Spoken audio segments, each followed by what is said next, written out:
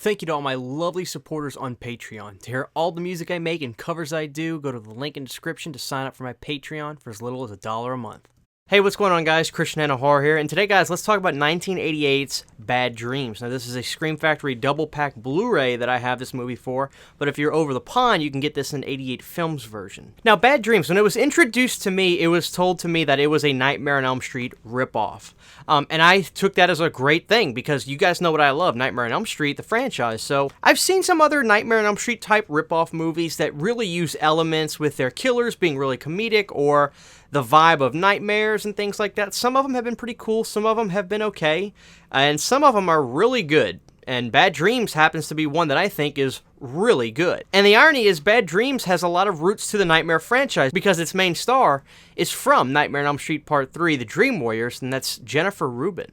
Now, Jennifer Rubin was already a character that everybody really latched onto the most, it seemed, from Part 3. If it's not Patricia Arquette, people always say that they loved Jennifer Rubin because her character portrayed a lot of sorrow and agony, and we all really felt for her in that movie, and she was kind of the standout, if you ask me. So when I realized that she was a star of Bad Dreams, I was over the moon excited because I'll say this right now, she is a fantastic leading lady. She really blew me away with how much she can just portray emotion through her eyes and just nuances. Really good. She could have starred in Dream Warriors if you ask me. You guys have heard me say some of the stuff I love in horror movies is things that have to do with religion and cult. It's always just creepy and scary to me. Well, Bad Dreams starts out with a cult in a house, and this cult leader is about to douse everybody in gasoline and blow up this house in Unity. It's the Unity place, as it's called, and they are going to all die. Well, Jennifer Rubin's character barely survives this explosive blow when everybody else in this commune dies.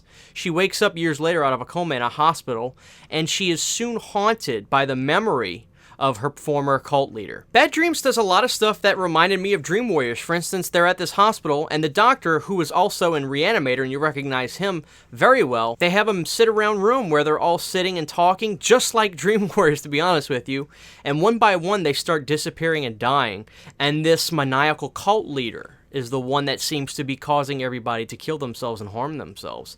And Jennifer Rubin has to try to survive through all of it, battling with the mental issue she's having of being from that world and trying to live in today's 80s world, and it's really great. Bad Dreams does a lot more things that are nightmare derivative than others, and quite honestly, that's really not a problem with this movie because Bad Dreams is very captivating. There are great characters in the film, there is a lot of great gore and a lot of great looking shots in the movie with good acting and a great cast. This won't be a very long review because I certainly don't want to spoil the movie and its twist ending, but Bad Dreams is certainly worth anybody's time who is a big Nightmare on Elm Street series fan, and specifically Nightmare on Elm Street Part 3. If Part 3 is one of your favorites, I think you may actually really enjoy Bad Dreams. Is this film a little too close to the cuff of the Nightmare franchise for you, or do you forgive it for all its similarities and just look at it as the film it is and what I think is a good film? Please let me know in the comment section below. If you haven't checked out Bad Dreams, I highly recommend it.